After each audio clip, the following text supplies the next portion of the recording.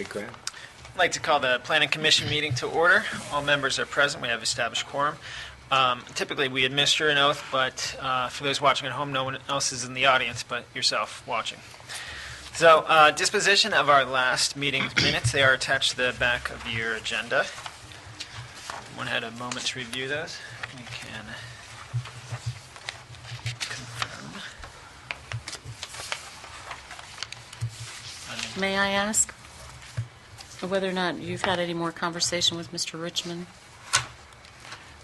Since the day he came here, no. He is not coming to my office. Okay.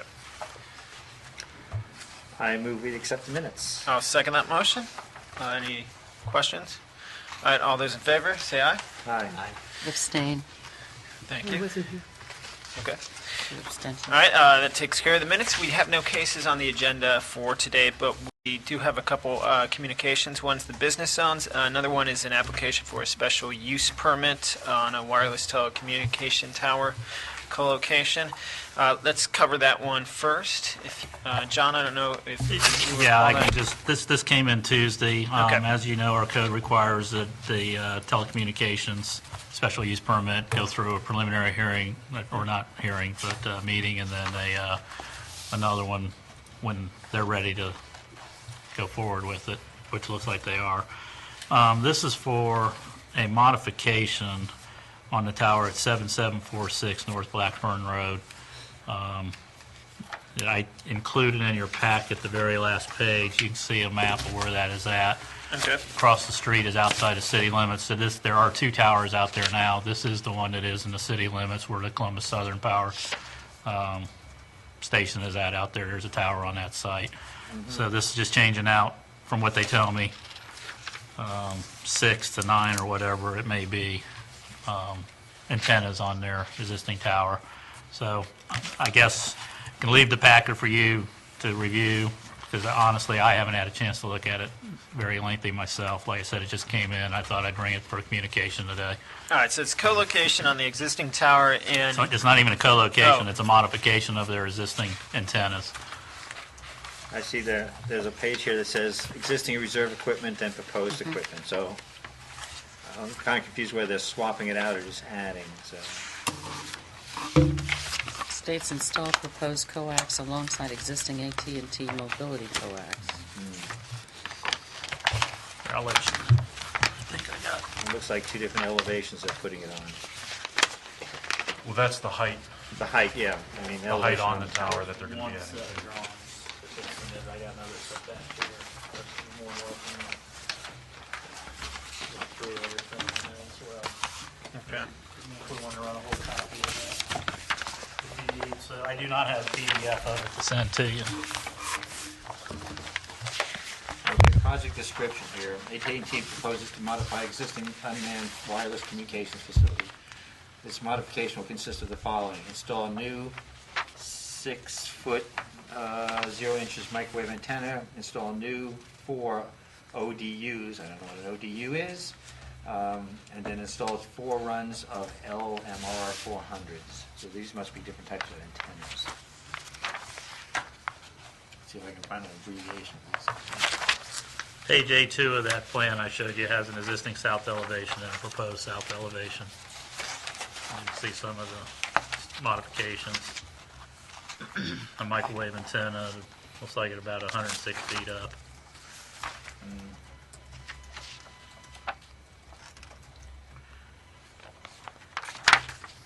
But they're not here to speak for themselves or anything. They're gentlemen, I believe. Yeah, it's hard to tell what is new and what's existing in the drawing set they gave.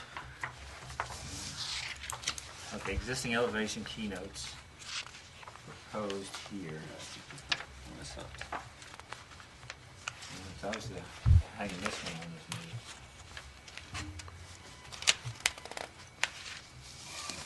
Proposed. This, yeah. 1A. It's a microwave antenna, a 6-foot diameter microwave antenna and ODUs mounted to Midas Tower.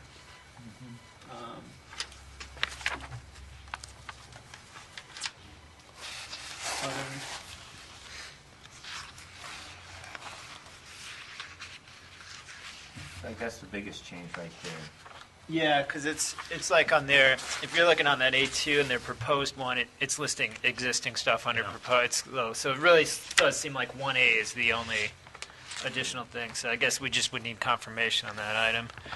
Yeah, Before well, proceeding. I think they talk about in this one, they're talking about a couple different heights, but at least that's the biggest one I see in here.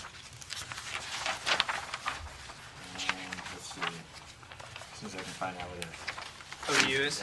yeah, no, well, I don't really have to find out, but it'd be nice to know. Looks to me like they're swapping out. Some older stuff, They're yeah. swapping out at the mounting height of elevation 255 feet, Yeah. and then they're adding something at elevation 106. That's my impression of it. That's it over there for the interest. Or they're adding to what already exists at 255.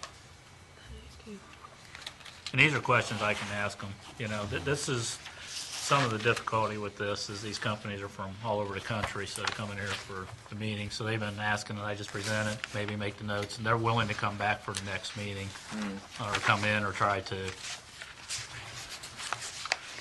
It seems like it's straightforward. We just need to understand it. Do you know what I mean? Exactly I don't what think it is, it's yeah. overly complex. It's just not presented in a way that we can clearly understand what is, Right. what's the new work they're doing, what's all the work they're doing. Yeah. You know, what are they removing, what are they putting in? And I think if that's just spelled out, you know, really in a summary or in a drawing more clearly, you know, I don't even know if you need someone here then.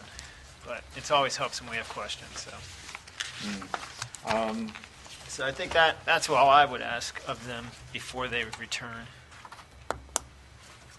Other questions? What's an ODU? Is that what we're? I'm sure it's buried in there somewhere. Yeah. I mean, we seem to have the structural report that states that this is adequate.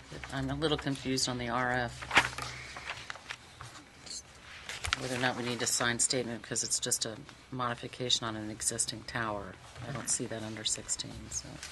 Okay, and if we're going to backtrack and ask a few questions, looking at there's page 3 or 4 that you gave us, American Tower, that talks about the tower drawings, geotech, foundation drawings, geotech report is dated from 2000. I see the analysis of wind speeds has been done, but I don't see a year on that. If they're going to add more things, I guess that would be the question, that they would check that. And if I look at the third page in, it says American Tower Corporation, says max usage 105%. I'm not sure what that means either. Does that mean they're actually over capacity, or that's what it's rated for? Or does that make sense? I think that's designed for, I would assume. But yeah, I don't know. That's unclear. Yeah, I don't know what that percentage would mean. Paul made a great point. I think I'll just call him and say, watch the video, answer the question, send it in to me, and we'll be here at the next meeting, because Okay, sounds good. I'm not a sponsman for him, obviously. No. All right, well, I move that we table a discussion unless anyone has particular questions they want John to ask them. No, we're good. Anyone second that motion? I'll second it. All right, all those in favor of tabling discussion on this till we have more information, say aye. Aye. Any opposition? All right, no further discussion. We'll move on to business zones, or I don't know what's called business, let's call it zones. Particularly, we're just, from my understanding, we left off at discussion of the R1 single-family residential zone, and we had yet to discuss the R2 for duplexes and 2 units, or R3 for multifamily residential zones. They are a little more brief than the R1s. We should have no issue getting through them today. It was, again, to gain a little more comprehension, maybe a little more understanding why it was done, how it was at the time, and what we, after we're done discussing all the residential zones, I think it would be prudent of us to go on to the next time that we meet, that time allows, if there's no cases or anything, and start to really approach what, looking, how we kind of started doing the single-family neighborhoods, identify, not all, right now R1s are the same, but we all, I think, clearly come from a understanding that each neighborhood is different, and should we start treating the neighborhoods as, separate entities, within the zoning code, obviously, but, not all R1s fit all neighborhoods, and we have, R1 South, R1 East, R1 Far East Side, or, however we go to divvy that up. But I think we should kind of be thinking about that as we have the discussion today, but let's not make it about that quite yet, and let's wait till after we've gone through all the residential zones. Okay. All right. Paul, I know you had prepared a little bit of maybe, I don't know if you were going to approach it similar to how you did the last time we kind of looked at.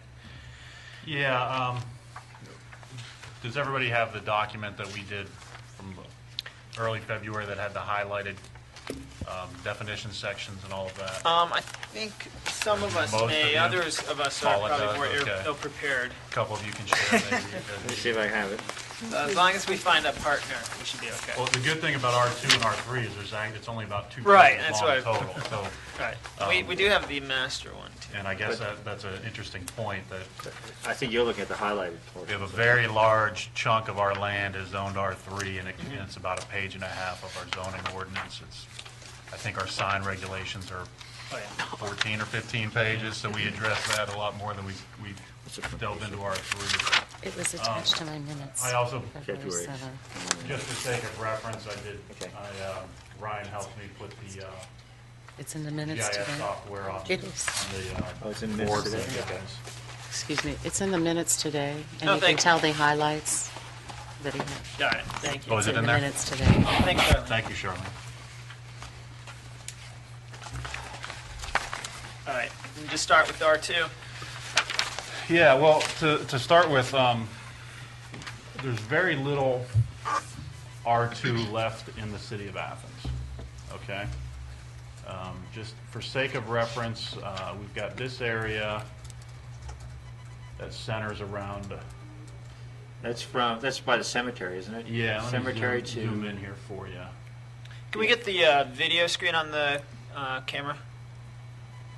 yeah, there Thank we you. go. So it basically is bordered by the cemetery, First Street it looks like, Yeah. portion of First Street, going all the way down to Foster, almost to Union, That's right. West Union. The western border there is that alleyway before it gets to Walker. I remember when this was the area west of it was R2 at one time, and I think the intent was that they downzoned it to R1 from R2, and I think part of the thing was not to put the cemetery in there because it wasn't necessary, and they wanted to retain things on West Washington as R2 at the time, but not all of it. So it's an interesting mix we're looking at. Is that cemetery, is that privately operated, that one? No, that's our city cemetery. City It's the land. only one we have. So wouldn't it, show up in open space, or? Well, we probably never rezoned it as such. I don't know if it matters. Well, and that's interesting too, because cemeteries, I don't know where they're even permitted. I thought they were open space, but They might be they're- permitted in any Yeah. zone, actually. Okay. I'm not sure. Well, obviously they're grandfathered in, no matter Right. what, but Cemetery, cemeteries. no pun I was intended. going to say, well, Here, go for it. No. Yeah, nobody's petitioned to be rezoned there. Is that what you're saying? Other than that area, the No. There's the another. far option. east side has been rezoned, Right. so there's no remaining R2 over there. I thought there was one to the south. There's one on the south side, Yeah. which is interesting to note. Is that Mulligan, too, or no? It's, I'll zoom in on it here, Let's see. Nottingham. Really? Nottingham is zoned R2, and That's off Hooper. my understanding of every time I've driven back on Nottingham is everything on Nottingham is single-family homes. Yeah. So we have an R2 zone that was dedicated for that purpose, but doesn't serve it. We had an R2 zone on the far east side that was dedicated to that purpose, really didn't serve it. There was only a handful of duplexes that ever came forward there. We still have 5 parcels remaining on the far east side that were city council removed from the recommendation. And then we have that section along West Washington and State over in there. And that is it for an R2 perspective. Well, and then there's the one way out by Hope Drive, is that right? That is correct, but that is city-owned property, and it's deed restricted. That was given to the city through Clean Ohio funds, Oh, right. and it's deed restricted as Parks and Recreation, So really, we should Open space, recommend yeah. an open space. quite possibly, change it yeah. to- And actually, if you're looking in that neighborhood, that large R1 zone is also, is part of that Clean Ohio funds. Oh, so- That too is natural area that the city owns, Okay. so. Yeah, we should clean that up. Might be a good exercise too, would be to be cleaning up some of these things while we're talking Right. through this. Hey, Paul, I know that the Nottingham area probably in no way could support double family. I mean, it's really, from an environmental point of view, it has many It limitations. probably could. I think it's slip prone and has some other issues. You think it could or could not support it? Everything I said has been backwards, but I say not. Could not, right? Yeah, It's I mean, I probably- just think it would be questionable, Right. because there've been some slips up there of serious. Yeah, it's pretty hilly right there, and I don't know how much infrastructure we have up there too. Oh, yes, that's another consideration, even more important. Yeah, I don't see what we're holding. Well, it probably just was before the road was put in, probably, I Sheriff guess. Brown owned it, I think, for a while. Yeah. Does he still own it? I don't know, Ex-Sheriff Brown, from the bygone machine? no idea. So, this would be a question where we want to downzone this to R1, since it doesn't seem to fit. And then the other key point of R2 is the conditionally permitted uses. And if anything, that would be a key reason. That's another thing that should be considered here. Conditionally permitted uses include any conditionally permitted use in the R1 zone, except I think that has to do with the keeping of animals. Yeah, I think. And then there's the institutional uses of philanthropic and eleemosynary institutions. Can you define that for me? Isn't it down at the bottom? Nope. Charitable organizations, some examples within the city, Good Works, My Sister's Place, The Gathering Place, organizations that serve populations like that are considered. In fact, when back in the mid-'90s, there was a Board of Zoning Appeals case relating to Good Works where the BZA determined that Good Works as an organization was a philanthropy. And so it fits right in there as a conditionally permitted use in an R2 zone. So I'd still have to seek approval from the BZA to do something in the R2 zone, but, right? Well, When it's a conditionally- conditional permitted It's use. conditional, yeah. So they have to meet certain conditions, but it's, the use is permitted. But then it's, okay. And those conditions are determined by, It's in the section of the BZA, Okay. the list of, so they do have to go to the BZA. yes, they do have to go to. Yeah, that's what I'm trying. Does somebody hear them out, or is it just go Right, through but- you is what? Provided the conditions are met. Right. Yeah. We're just talking about the bygone days. Zones changed, laws changed. Okay, so there's not a lot to the R2s here, or are there a lot of R2s?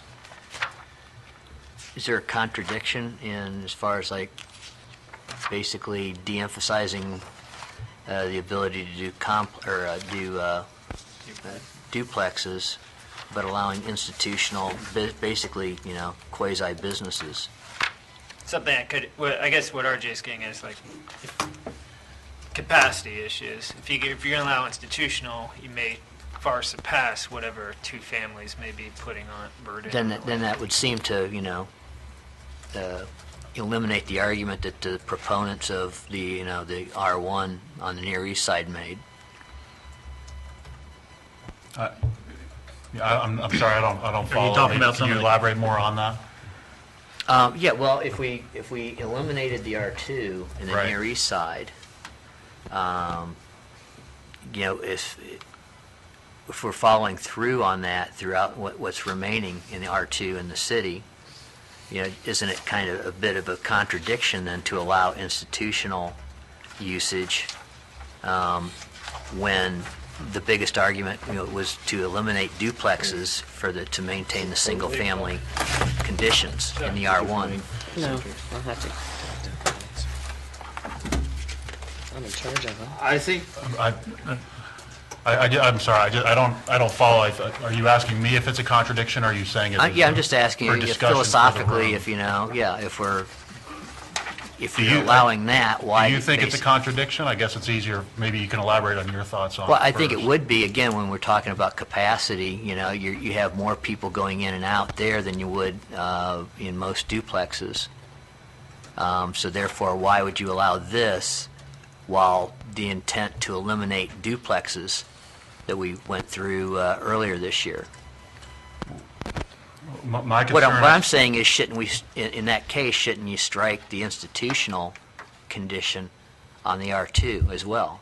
well, I guess my opinion as a planner is that my concern is actually that we are striking away permitting uses for the most needy in our society and in our community when we do these down zonings, and if we're eliminating R2 because of, as we get through the R3 discussion, those are also permitted in R3s, but Well, yeah, there's and a lot of things permitted in R3, but nothing can compete. I agree with you in part, Right. but, I think a lot of, the people who would have been probably best served by, say, duplexes would have been maybe lower income, not necessarily, but possibly there. The whole argument about Graham Drive, I think that, when the residents there were talking, that, they didn't seem to really care about that argument, about the needy and I whatnot. think those are good points, and you might want to, you should probably, that's a good discussion for this body to have.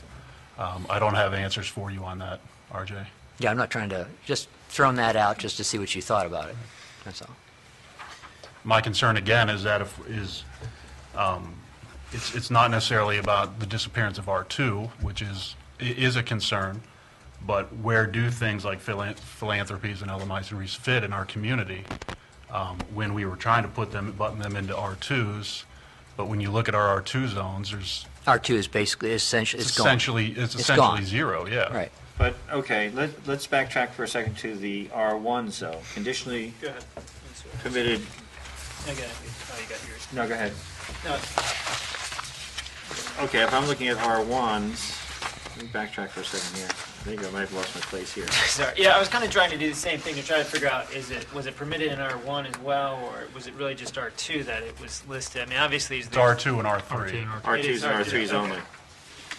Conditionally permitted in R1s are recreational, private and non-commercial recreation areas and facilities, including swimming pools, provided that no such pool shall be located nearer than 100 feet from any other lot in any other R zone.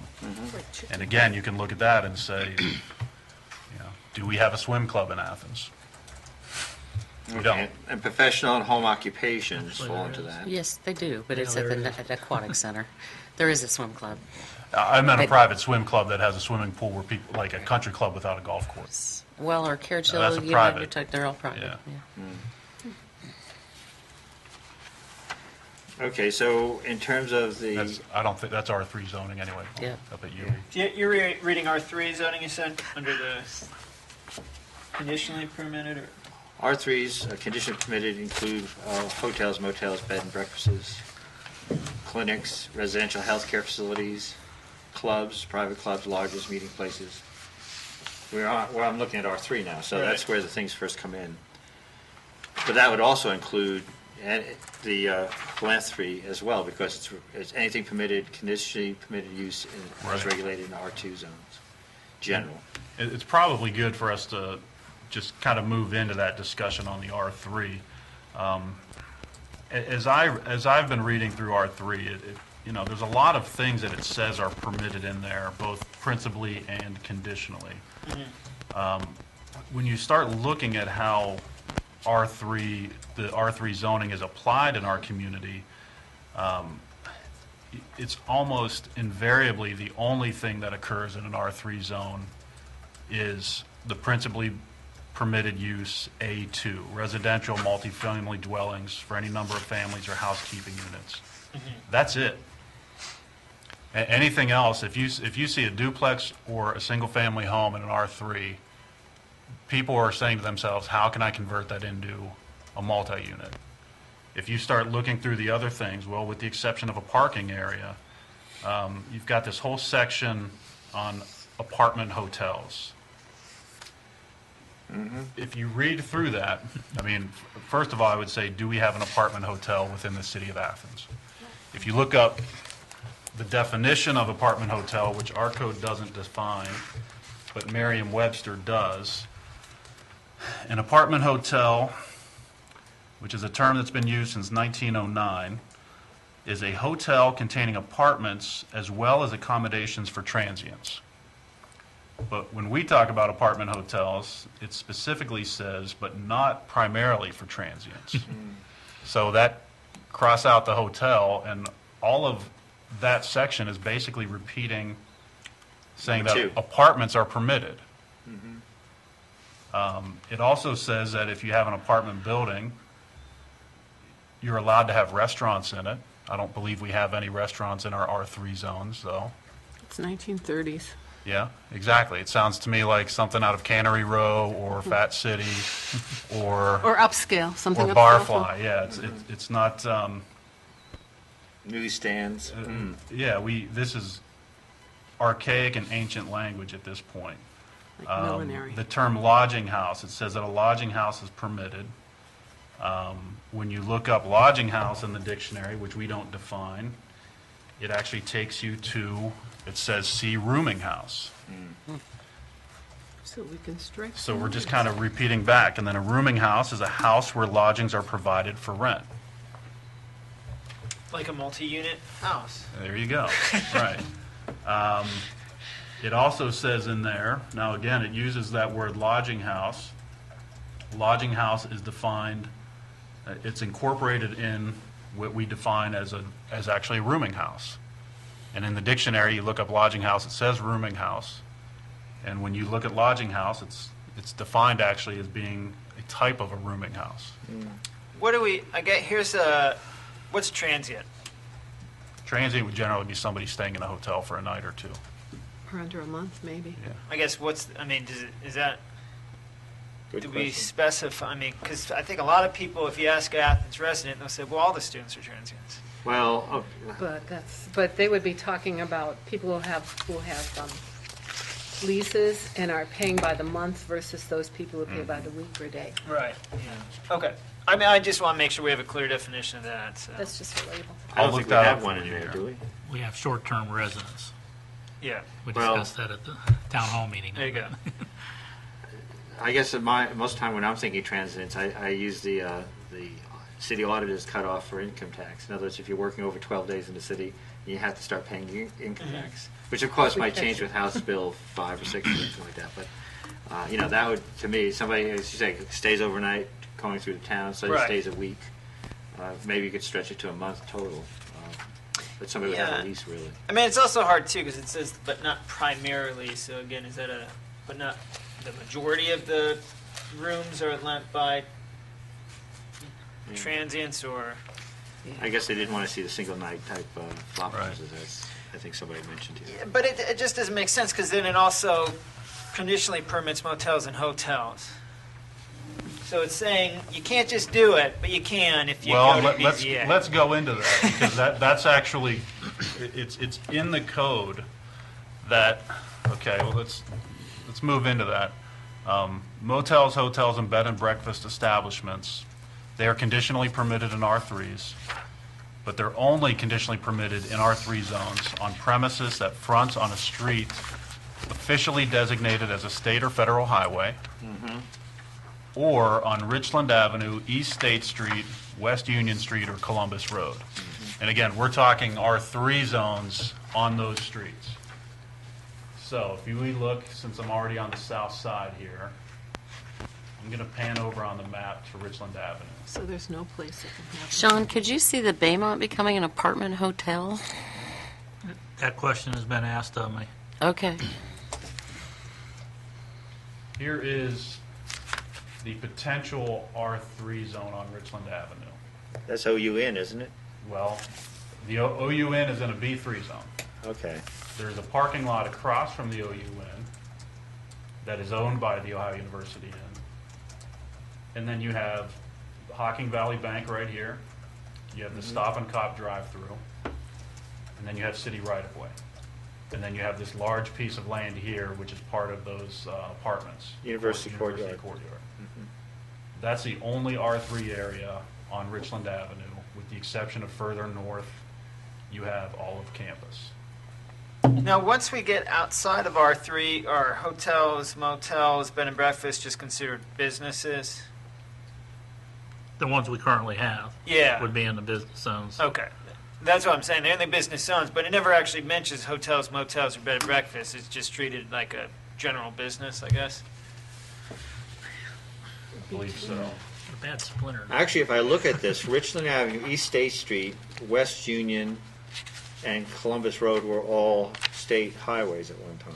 Is that what I'm seeing? Probably. This is Yeah. actually almost redundant. Right. How about Stimson? Shouldn't Stimson be on there? There used to be a bed and breakfast on Stimson that went under. Well, that's a good question. Stimson isn't in the mix here. Stimson's B3. It's a B. It's a B. It's a Is that why? B3 zone. Oh, yeah, it's B3, you're right. This is the R3 zone that remains on Union, on East Union here. You've got an Ohio University parking lot right here. You've got an Ohio University building right here. Human resources, yeah. You have two little single-family rentals, which I'm sure if they could, based on the slope of the hillside there, they would prefer to have that as higher density rental. And then you have a single-family off-campus student housing rental right there. Okay, this is High Street in Union right here, okay. That's Union and High, yes, Mayor. Okay. And that's about as And then we developed as also it allow gets. them on East State in the R3 zone. And that's that would be the area close to, that would be right here.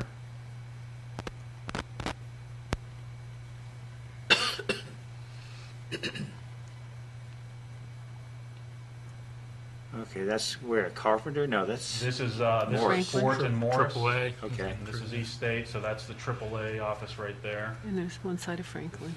These are all off-campus student rentals with the exception, I think, With all those well, stuff. Lismore Realty is in this strip, and that's for sale. There's a accountant's office right here, and then everything else is now, Rent, it's R3 because it's R3, so Yeah. it's off-campus student housing. The final location where this could fit is Columbus Road. This stretch of R3 is actually fronts on Lancaster, not Columbus, so that's out of the question. for room. Because it was there, that's why And they then did you it. have a hillside, which is part of the Laurels of Athens property. That's it. So, So again, so we say these things are permitted, but But they're if not, you're right. it's impractical to suggest that any of those things would occur based Right. on those limitations. yeah. So it might be a question of, are hotels and motels even worthwhile to mention in an R3? Would bed and breakfast be better served by permitting them in, as a conditional use in an R1 zone Right. and build in requirements for how that's permitted? You know, if you look at a traditional bed and breakfast, they're generally old mansions in single-family districts. Right. You might see them become along the East State Street corridor just a block or two north of where we do permit it. Which Right. is very similar housing, and it's actually Right. more attractive housing. So questions like that, I think, you know, even though our code allows them, we're never going to see them. And if we're writing our code for what we want to see, Yes. that whole section makes no sense. Almost any of these conditionally permitted uses, they're just not going to happen in an R3 zone because all of our demand for R3 is for off-campus student housing rentals. To R3 off-campus student housing rentals, the entire city would become off-campus student housing rentals until that market is satisfied. All right. I think it's there not was there a yet. proposal out there, but Right. I mean, there is still demand for large-scale off-campus student housing, there's no doubt about it. So the difficult of building a bed and breakfast right now is as difficult as finding an internet cafe or a strip joint in Athens. It's been zoned almost as, It's easier, I would think it's easier to have a strip bar and internet cafe. well, you know, I will point. You said R3. We got the Laurels as part of the R3, and I was A thinking. portion of their land, but the Laurels is But- actually, the In a B building zone. itself lies in this area right here, which is B3. What is There's that? split zoning on the land. Okay, I see. What is that considered? What is what considered? Well, I saw under R3 there's residential healthcare facilities, but then if you follow the definition, it's not in the Laurels. Right. An So- RCF is not a, I thought that was a PUD when it came through, Okay. didn't it? It was a one building Yeah. under the previous administration, Oh, remember? you mean, oh, yeah, what did we require Title 41? It's all one building. Well, one building, and that turned us into Title 41 very quickly, right? The reason that is zoned R3 was at the time they had come forward, they discussed putting in more of a private assisted living situation for people to retire in place, where they had 24-hour nursing around them, but they weren't in an institutional setting of a nursing home. It was basically condominiums or townhouses. Cottages, whatever. Cottages, yeah, or bungalows. That was their goal there. Right. I guess what I'm trying to get at, what is that considered? Assisted living, is that a business? Is it a residential? Definitely a business. just one of the things I had written down that we don't have defined. Right. You know, much like the daycares. Right. In today's Well, society, a sec- lot of items that we don't have defined in our code. That's, General business, I would say, Yeah. at that point. Well, I see we have Section 3, condition permitted uses, residential health care facilities. Residential health care facilities for mentally retarded provided facilities comply. But I assume residential health care does not just only mentally retarded, it says. the residential healthcare facilities are usually for a low number of people, and they're typically for the MRDD. And in a home, right? Yep. So it's a different entity. Yeah, Different so it entity. is not that. Which is one of the other ones that we had listed. We don't allow that. And The terms they even used. Well, I would say Specific zones. nursing homes are big business, so we're all going to maybe need them in the future, so. Yeah, I mean, this is oftentimes where I've struggled with the code is like, we'll say, Oh, no, we'll say really? all businesses. What are all businesses? I think we want to be open, but then when we then take the time to define, well, here's a clinic. Right. This is a clinic. So we're saying that particular clinic, which is, I mean, I almost feel like we need to say businesses. And then these are the particular unique businesses we allow in that zone.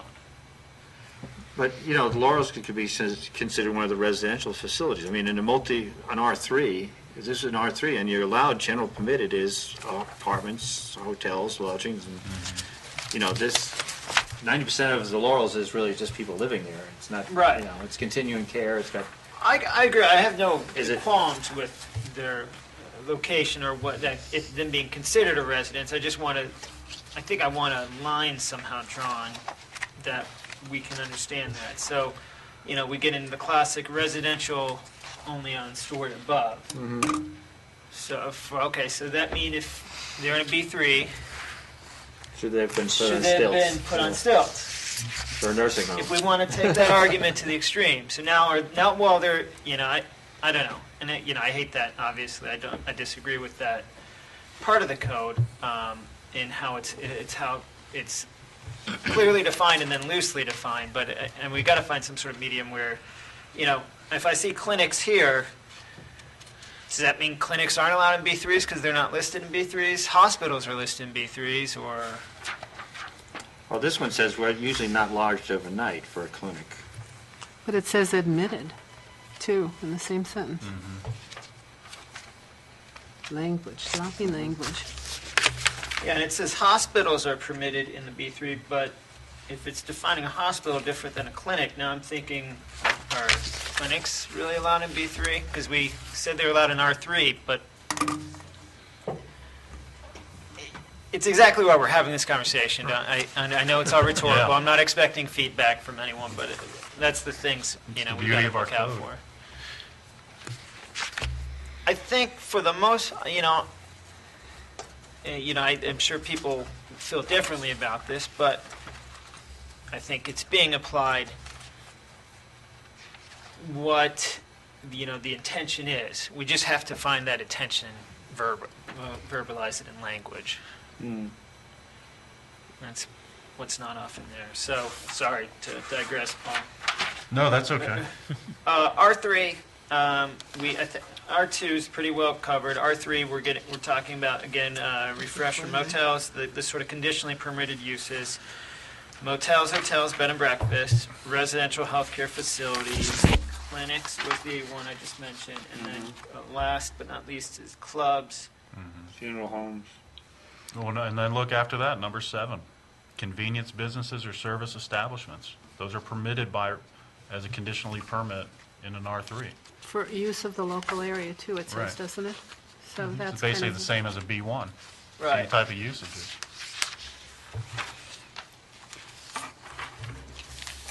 So are we going to give some thought to eliminating C, conditionally permitted uses? No. No? No, I think the thought should be more on, I mean, if you ones? think about these things that are conditionally permitted in R3,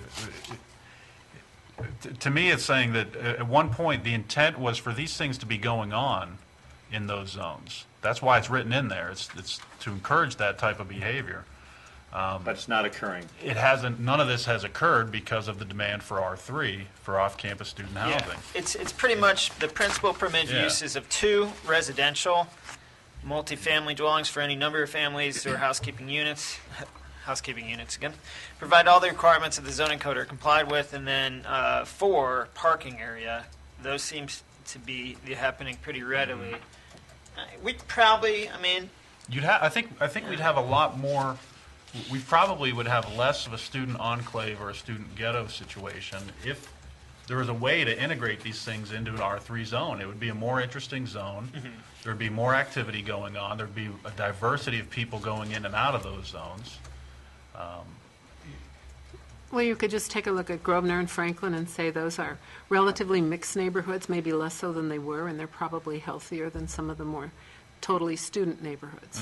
I think I that, think you also could put, I mean, I think the Even part in first. conditional uses maybe isn't like conditional, okay, for example, the motel one, it specifically says it's conditional as so long as it's in these spots, which really, it should just be conditional all over, but it's permitted if it's on one of these roadways. And so you could look at it that way, where maybe we start to spell out, it's R3, sure, but multifamily's got to be, you know, either there's a capacity you can have for multifamily in there, and once it's reached, and you got to wait for something else to happen, or it's got to be on the major thoroughfares, you know, or, and to try to encourage more R2s to be occurring, or duplexes to be occurring in the R3s. And to try to encourage a mix somehow by not just saying here's this zone and it's anything goes as far as the code. There's three items that the BZA are to look at on conditional uses. They are the conditional use complies with all applicable city regulations. The conditional use will be of such location, size, and character that it will generally be in harmony with the appropriate and orderly development of the zone. It will not be detrimental to the orderly development of adjacent properties, nor inconsistent with the city comprehensive plan. And 3, the ingress and egress from the parking area is so designed as to cause minimum interference with traffic on abutting streets. Those are the 3 conditions that are looked at by the Board of Zoning Appeals for a conditionally permitted use. so John, when you send something to the zoning board, would they have the drainage requirements and everything else from that, the recent ones backward? To my knowledge, since I've been here, we've only had one conditional use, and that was for a utility station. Oh, So, so we're spending a lot of time on it. But you would think that in some cases, which is, I guess, I can see a city that's all R1 and R3 or 4, but I don't think that's what we want.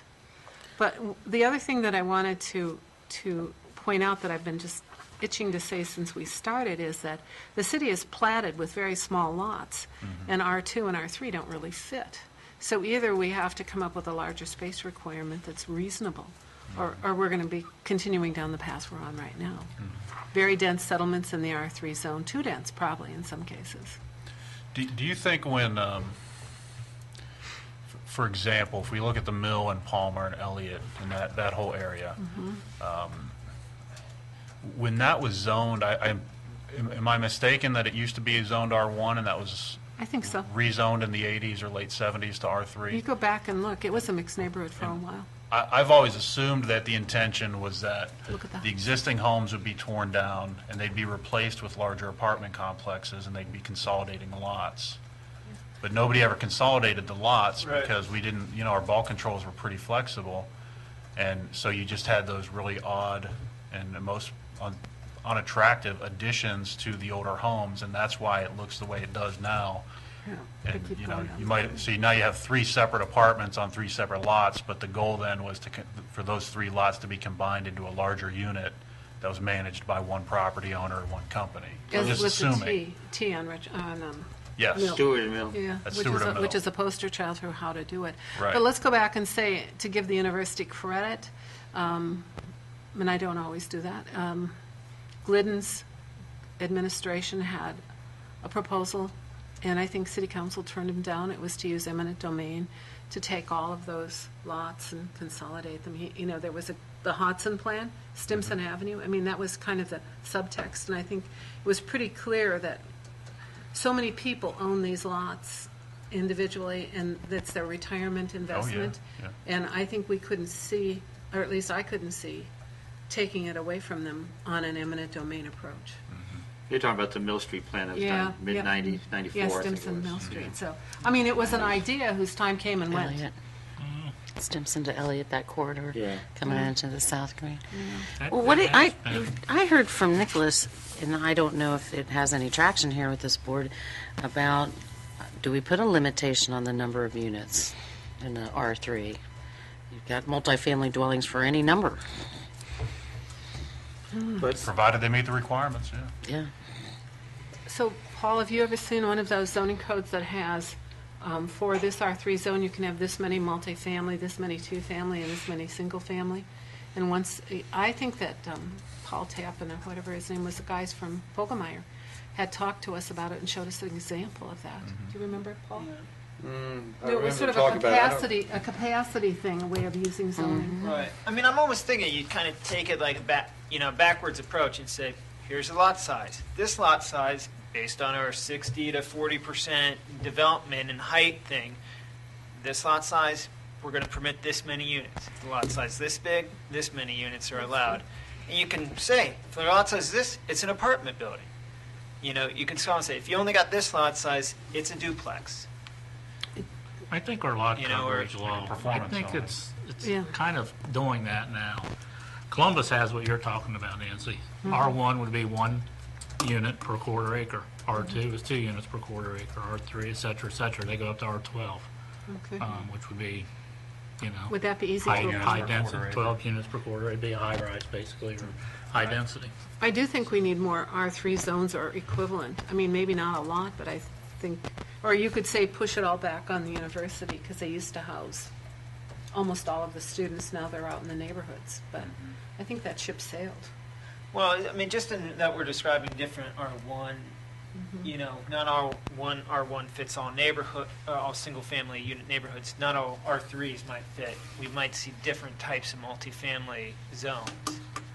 There's, We're going to be doing this for 10 years? Nick? well, I think I got 3 or 4 more years of my term. So maybe. I mean, but it's just, that, you get, zoning is kind of prized for its simplicity and its stupidity too, but its simplicity. And now we have, I think there's that Yeah. trade-off between simplicity and everyone understands what the requirements are, and then this more complex approach. But I'd like to see how it looks. I think also the R3 is a bit misleading based on the amount of land that can be R3. When you look at it on that zoning map behind Nancy, it's mostly huge, university but property. A huge chunk of that is Ohio University's property. And a good bit of it's flood-prone too. Why is that? Because I always thought that was supposed to be institutional, like the ridges. Why is that not under the? institutional education institution zone was fairly new. Okay. That comes in when they annexed the ridges at I the see. time and turned the possession of it over to the university. The argument there, of course, is that there was an argument whether to zone it as B3 or R3. I think actually B3 for the ridges entirely, or open space. There was a little contention which way to go with that. Mostly because most of it is open space, and the argument says let's keep it as all open space. I think the university at that time the argument was let's make it B3 because that gives us the widest scope of what we can do. So they kind of like, said, okay, we'll just call it EI zone, educational institution zone. Meaningless. Which, I didn't say that, but she I did. did. Well, I guess where I'm not, I mean, I know they To change everything retroactively is another thing entirely. Then, again, it is meaningless in terms of what. right. I mean, because the thing is, it's not like, well, we can only go 3.5 stories on our new dormitory. We're going to do 4, and it's not like they'll just proceed with They that operate anyhow. on a separate so- state power, right? I mean, they're a separate entity of the state, and they don't have to follow our zoning code. Exactly. I think they have to. I think they have to write a nice letter to the planning commission Yeah. when they can't. Yes, once in a follow this. while, which we haven't had lately. Yeah. Yeah. I do think they do work with the fire department and police departments. Oh, they work with us They- quite a bit. I mean, the so- nuts and bolts stuff gets done. As far, on a building standpoint. I mean, I don't know. I would feel not when we're cleaning this up. I think it'd be helpful to get it out of the R3. To get what out of our? The The university. university to Well, understand it that better. EI, that educational institutional zone is, Anything goes. it's specifically areas belonging to an educational institution, a college or university authorized by the state to award degrees, which may contain structures and facilities directly and principally connected to the institution's mission of education. These may include residential and classroom facilities, offices, research labs, facilities for health and wellness care, facilities for outdoor education and recreation, and facilities necessary for the maintenance of the buildings and grounds. Excludes any property which produces income from rent, lease, or business activities not demonstrated to have a direct and primary relationship to educational activities. Mill Street could be an EI I mean, zone. it's a campus. It's Right. describing Ohio University's campus right there. Right. So, Go ahead. you sure?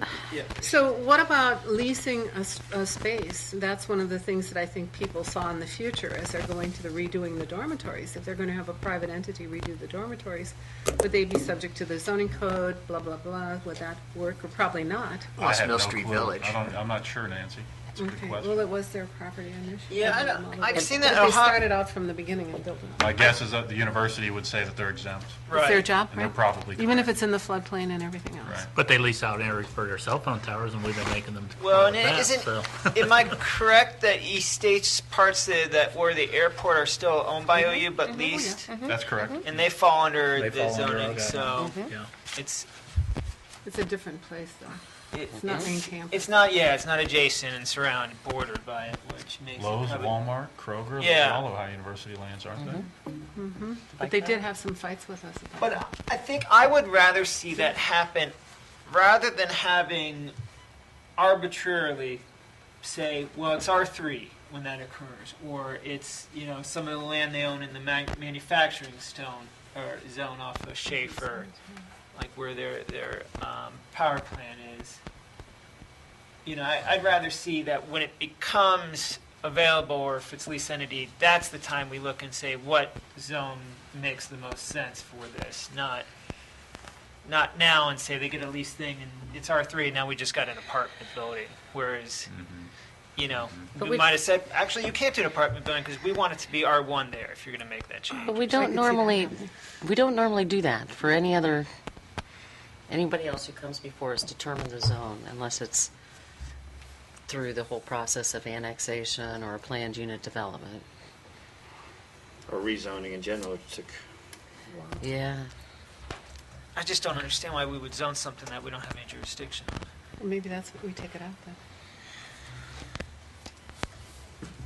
I mean, the R designations. Okay, It doesn't really matter, I think, I is probably agree. what it I comes mean, down it's- to. My point was just, that I always see when you that look and on the think map, this huge chunk of Right. R3, but when you break it down, there's not so much of that as Ohio University's campus that there's not as much R3 as we think there might be. could you do like an R3 in italics that's kind of pink so we can see where that overlay is or something? 230319, government property exemptions. Administrating authority in all governmental units, including city, township, state, county, and state and federal units, may make reasonable attempt to ensure their buildings and grounds conform with the regulations of the zoning code. When such authorities find that they cannot conform to these regulations, they shall inform the planning commission in writing outlining the nature of and the reasons for such nonconformance. So they're supposed to write a little permission slip to us. Yeah, that's What good. happens if they don't? I don't know that they're out of line with what they've done. I mean, that's the housing master plan. That's Well, I mean, permitted. if you look at all the dormitories, they're 4 stories. We didn't enact that until afterwards. Did I miss something, Nancy? Well, Adams, the new Okay. one is at least 5 stories. That was built And 4 we, years ago. and we insisted they participate in the fire truck.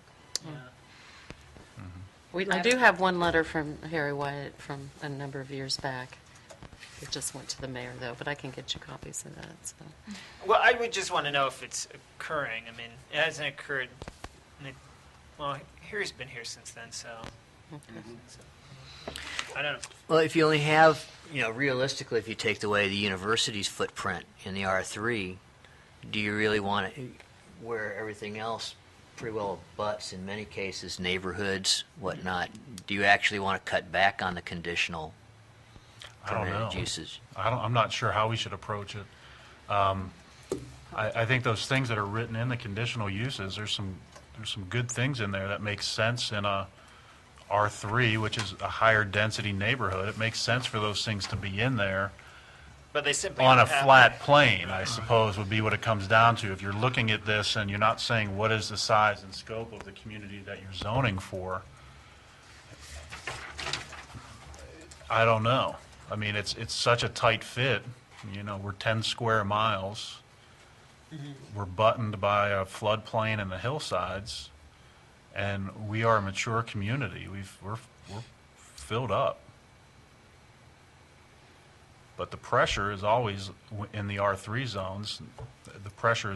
The demand is always going to be for off-campus student housing.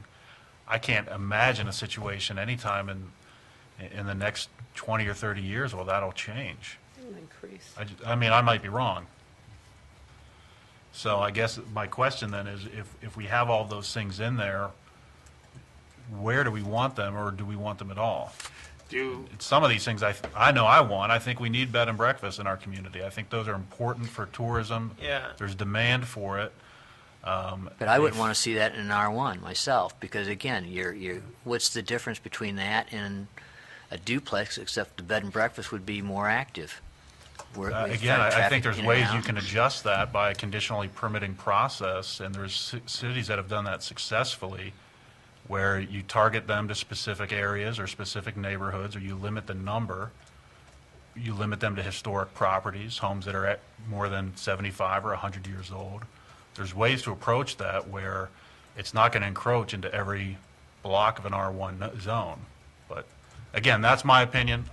I hear that from people all the time, that they can't believe a historic, charming, and attractive city like Athens doesn't have that option. We get tourists coming in here all the time.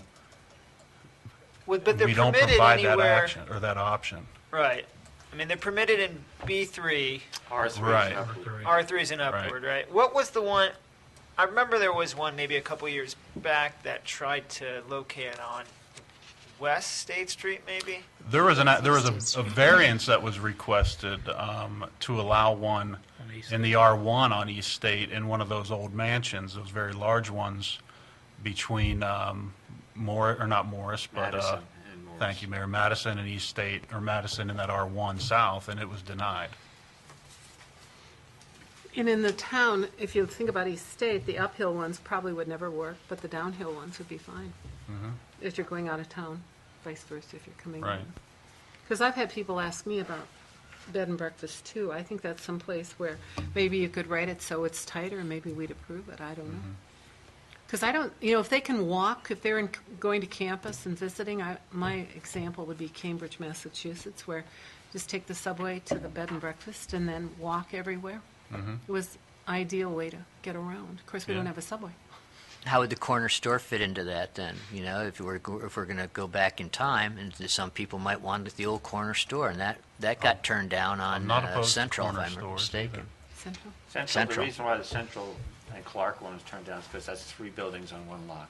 You've got 3 actually buildings on that particular. I think the thrust of that, last thrust of that was to turn it into a store, but it's not AD accessible. It's of a small size. I think the next request was actually turn it into an apartment as well. And this is talking about 3 buildings on one lot in an R1 zone. So it failed in that reason, I suspect. So like the bed and breakfast would have to be handicap accessible too, right? Probably. The assumption is you'd have to have that. You have to have, well, I think it's like a percentage of units. It's not, They probably, when existing structures like that, a lot of times, in historic value, they wouldn't have to comply to exactly based on the number of units that are in it as well, number of beds. So most of the single-family houses would not need to comply.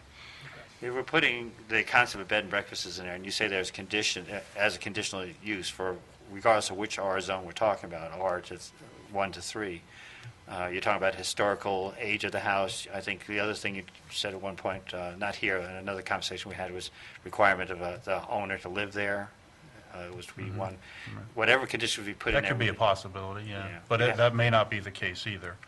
I think it's, I guess what I'm saying is, it's, and I apologize, we throw out a few suggestions for things we might want to consider, and I'm hearing from a planning commission who's charged with exploring these options is that they're not even desired.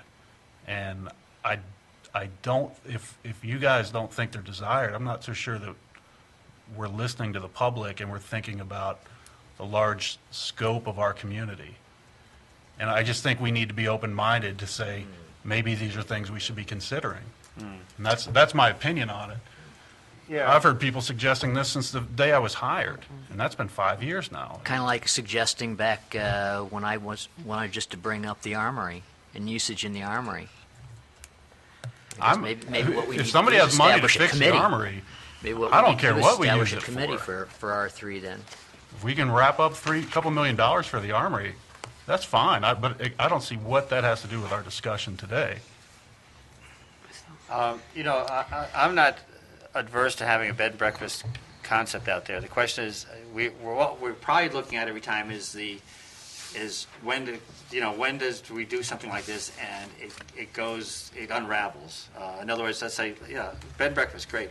We don't obviously have any room in them for the R3s. Let's down zone it to R1s. Put it Conditionally? with conditions. It would only be a matter of time before somebody would come up with a very extraordinary and interesting condition or way of interpreting those conditions to fit it into some place that we'd probably looking hard that we succeeded in doing. Quite possibly, yeah. So I guess that's why, from my point of view, that's why we're stuck. We're looking at the worst case scenario. The same thing with all these conditional uses here. The only one that's really working is student housing, if I am understanding it correctly. I mean, it's nice to say, yes, we have a whole diversity of possibilities in an R3 here, but it seems to, we've gone to a monoculture of student housing as a result. Do we start saying, okay, we've got to plug these and plant these elsewhere in R1? Or do we, and how do we make sure that doesn't actually impede what we want to see? Lot size, I know when we started this, the R1 zones, we didn't want to get too involved in bulk controls. But a lot of these things are already, they're built out. The lot size are X, you can't do much more. You obviously can't bring all these people together short of eminent domain to actually pool these lots together and run with an area. I guess, from my point of view, the bed and breakfast one is as I heard it too. The question is how to make that work and what would that look like.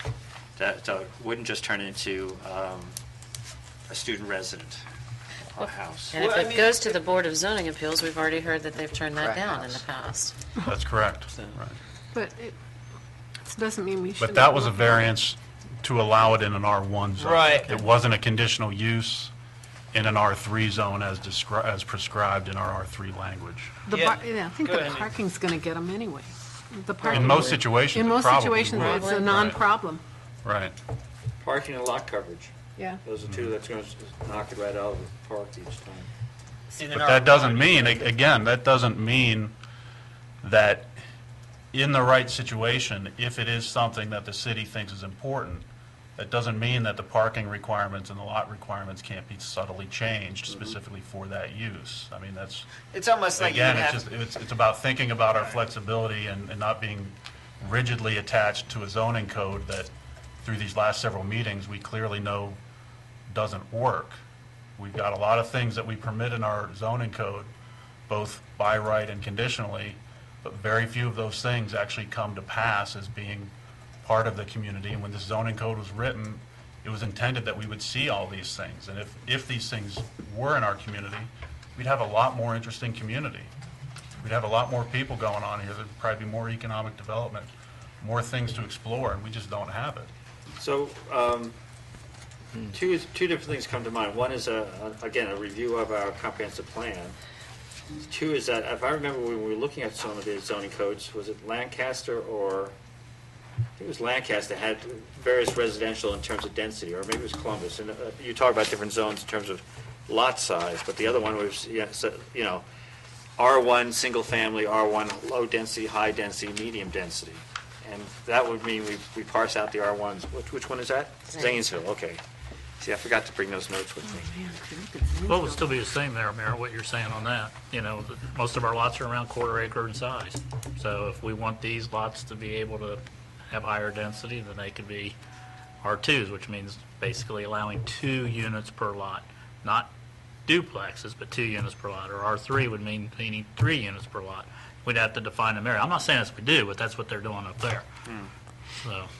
Okay, Based but on if we're looking at the Zanesville, let me borrow it from you for a second here. Zanesville has single-family districts, okay? Purpose is districts are intended to recognize and preserve protected present county, et cetera, existing single-family residential neighborhoods.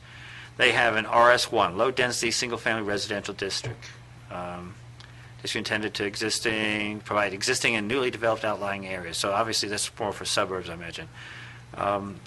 RS2, medium low density single family residential.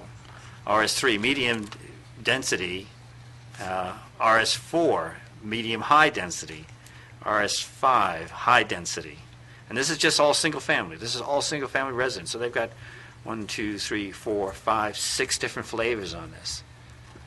Could we take a look at the bulk controls of theirs compared to ours next time? Okay, yeah, it's in here. I see bulk controls. Let's see. Let's wait till the next time, because Okay. that way we can do it Because, side by is side. there any place in Athens, since it was platted so much earlier than Zanesville, that would even work for some of those? Well, I'm thinking, okay, we hear about the bed and breakfast side of it. That's where you could have an R1 bed and breakfast zone. Right. I'm being very selective of that because there will be some backlash on that. But Well, it's kind of how we talk of, if you think the south side is probably on the R1 low density side, whereas the east side is on the R1 high density side. I think that's the differentiation they're trying to make. Is, again, not all R1s are the same. yes. There are different densities within the single family unit. And so maybe then you could say, where there is more space for things, you could say a higher density could support, a bread and breakfast or whatever, the apartment hotel. I think we should bring those back. Well, a bed and breakfast. You look at, say, East State, as Paul mentioned, would be a possibility. Parts of Lancaster actually have larger houses there that might even fit the bill. I mean, I'm thinking of Mr. Novak's ones that are always sitting there that he'd love to change to an R2 because he's got so many bedrooms. And that's it. A lot of these older houses had multiple bedrooms, and they're geared for a larger family. On the other hand, when you talk about different flavors of zones, when we're looking at the the Madison Heights there, where we have the same type of footprint there, where a higher density would work there versus Mulligan, which we were looking at last session, that I don't think fits from my concept as high density. Right. So we've, true, that's a B1 over there, that's an R1 over there. And I think where it's useful is it can help us make these cases, because I think a lot of us are struggling and trying to recommend to, was it Charles Gifford or Richmond? Richmond, yeah. About, it's like, it's all out there, you can do this, but there really is not you yourself should see no justification for this, whereas whether we do or not, is almost moot. And I think that's where in being able to define each zone better and what's permissible and what's not permissible, almost more, and I think Paul's been hitting on this, is we should have more prescriptive zoning rather than prohibitive zoning. And I think we're trying to do that, but really this is what you do here, not you can't do this, you can't do that in this zone. At a time someone thought apartment hotels were a good idea, it didn't work. Apparently. They still might be. We would never know. As soon as the because- train comes back, we'll probably be able to do Someone, you would like to speak, I do have to ask that you come to a podium. Just state your name and your... in, too. Oh, yeah, that's true, thank you. that. Sworn in. You swear to tell the truth to this commission to the best of your knowledge? I do. Okay, just state your name, so. Joe Canasta, 56 Mile Street, Thank Athens, you. Ohio. Longtime member of the West Side Neighborhood Association, two-term member of Board of Zoning Appeals. And I've been following the R1 code for a long time, trying to figure out how we're going to actually enforce what we have on the books, reviewing multiple codes in multiple cities, some of them similar to ours, some of them not. I find that we actually have many things in our code that could be enforceable. So although we're talking about cleaning up code, I'm thinking maybe this is a good time to interject some thoughts and to build on the philosophy of what an R1 neighborhood means. Before I get to that, I'd like to make a couple of comments.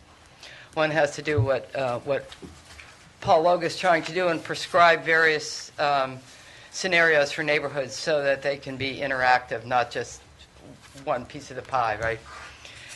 And this goes back to I don't know whether they're B1s or B2 neighborhood businesses. B1s. Lancaster Street. So here we are with a neighborhood business on the first floor of what turned into a student apartment complex and trying to preserve that neighborhood business, which was exactly what I think Paul is talking about. And our code says that if that B1 business zone, whichever is the least restrictive zone, is what applies to that if you want to convert it or do a non-conforming use. If it abuts a residential use. Right. Had it been the reverse, not the least restrictive, but the most restrictive, this is how you write the code to fulfill certain things that you're talking about in terms of prescriptive. If it would have had to adhere to an R1, they could never have changed the first floor business into apartments, which they haven't done yet, but... So there are ways to go about doing this. And I think it fits in with what I'm looking at in terms of an R1 neighborhood and how you want to look towards the R1 neighborhood to help you promote a more homogeneous business residential type of neighborhood. And the other thing that goes hand in hand with that, I think, is the B2 zones, especially in my neighborhood. I mean, you guys are mentioning east side, south side, far east side. Nobody talked about the west side, folks. There's a whole bunch of us over there. And fortunately, for the owner-occupied housing that exists on the west side, and I guess I'll somewhat include Franklin and Grosvenor in on this that Nancy mentioned earlier, but there's North Congress Street, there's Mound, there's Lancaster, and you get down 2nd, there's First Street, there's Miller, there's Schaefer, there's Central, you know, there's Hanlon. I mean, there's a lot of streets over there, and they're right.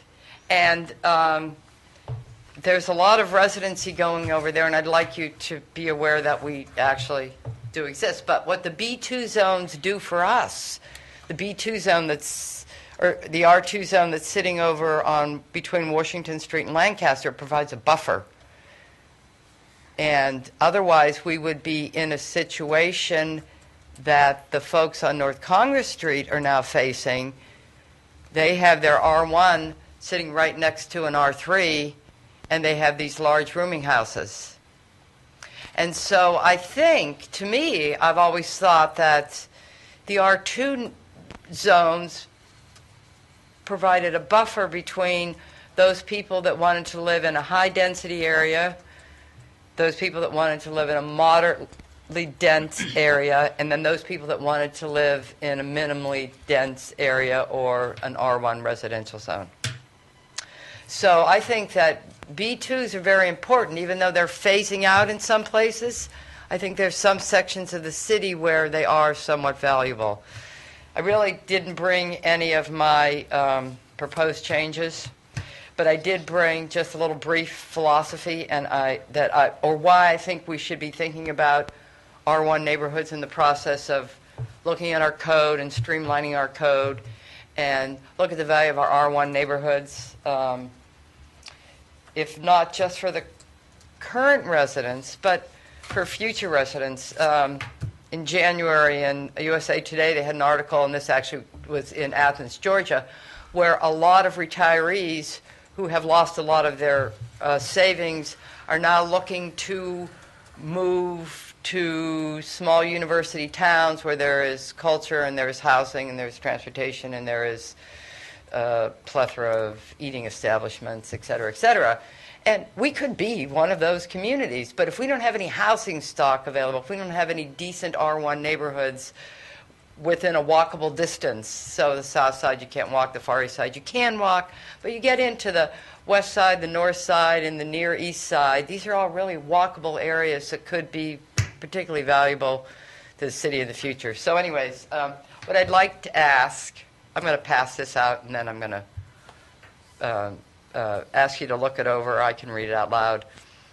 But what I'd like to do, if possible, is get on the agenda for the next Planning Commission meeting and bring forward some of the proposed changes that I think would make a more solid R1 district in the city of Athens, if that's possible.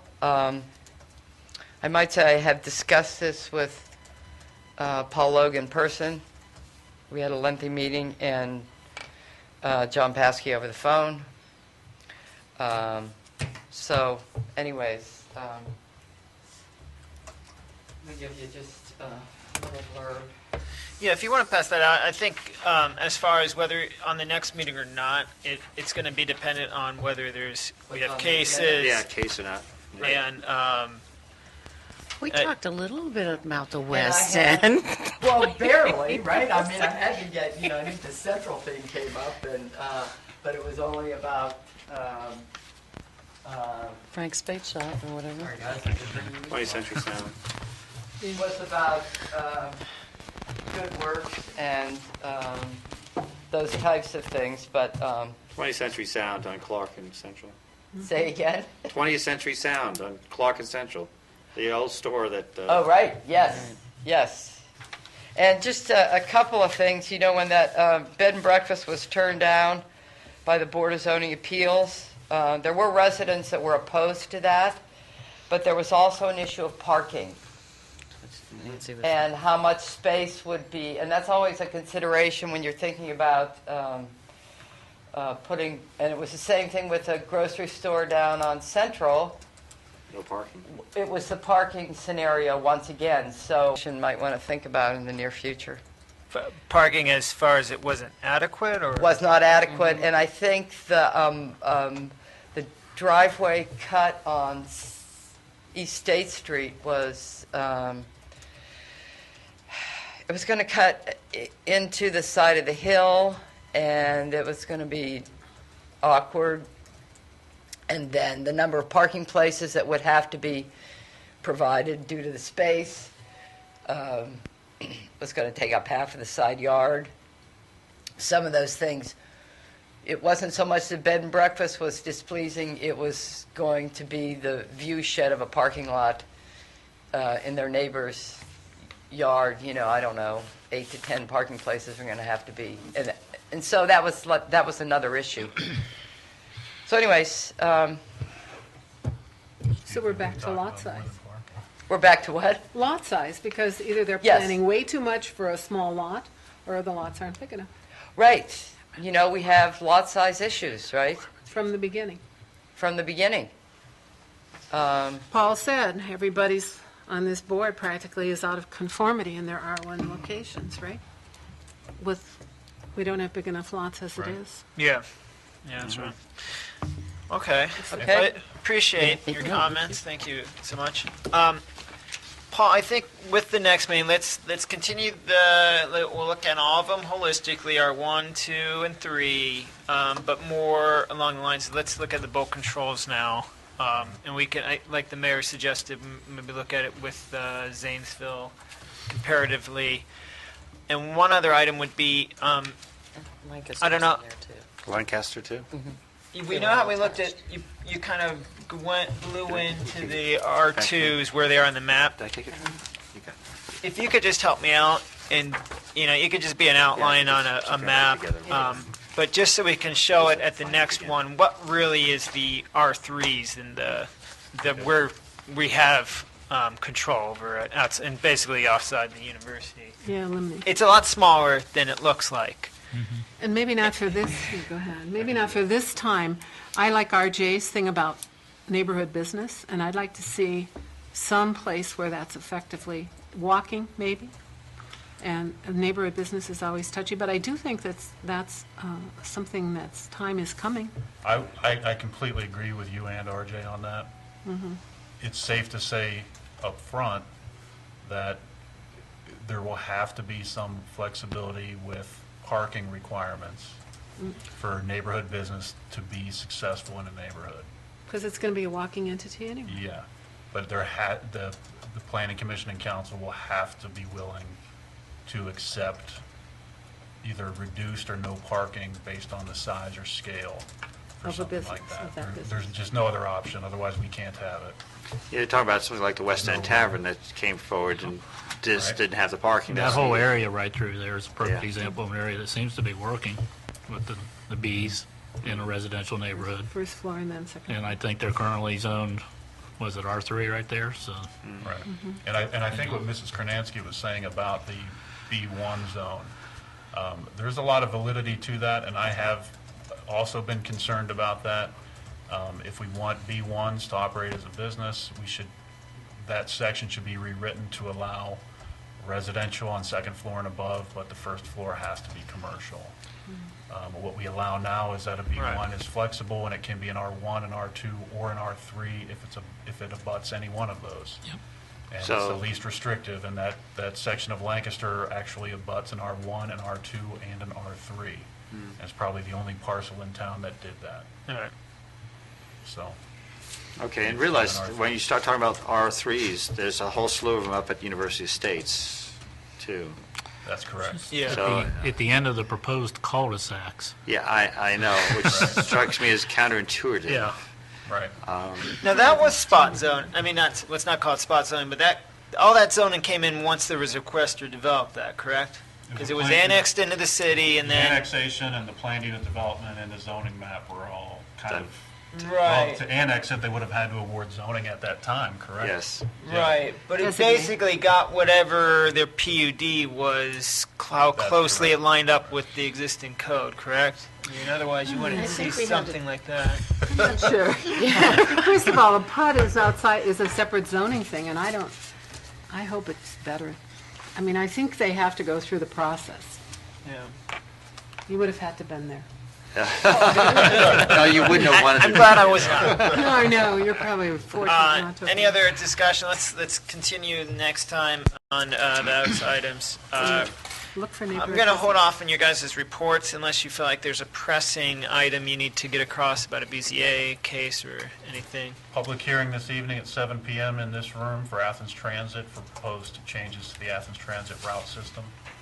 It's from That's- 7 to 9 tonight. I believe they're having a public hearing on Saturday at the Athens Public Library So that's at the city building, in this this city very council. room this Okay. evening. And This then they're evening's also having here. a public hearing Monday night at the Plains Library, I believe at 7 o'clock, but please don't quote me on that time. They have 3 public hearings, 3 different locations for Yeah. the. All right, opportunities for citizens to speak about items not covered on the agenda. I think Ms. Krasinski had her case. I appreciate that. Announcements and other business. Our next meeting is scheduled for April the 4th, noon. That's a Thursday in the City Council chambers at the City Building. Any other announcements? If there's no other business, we are adjourned. Thank you.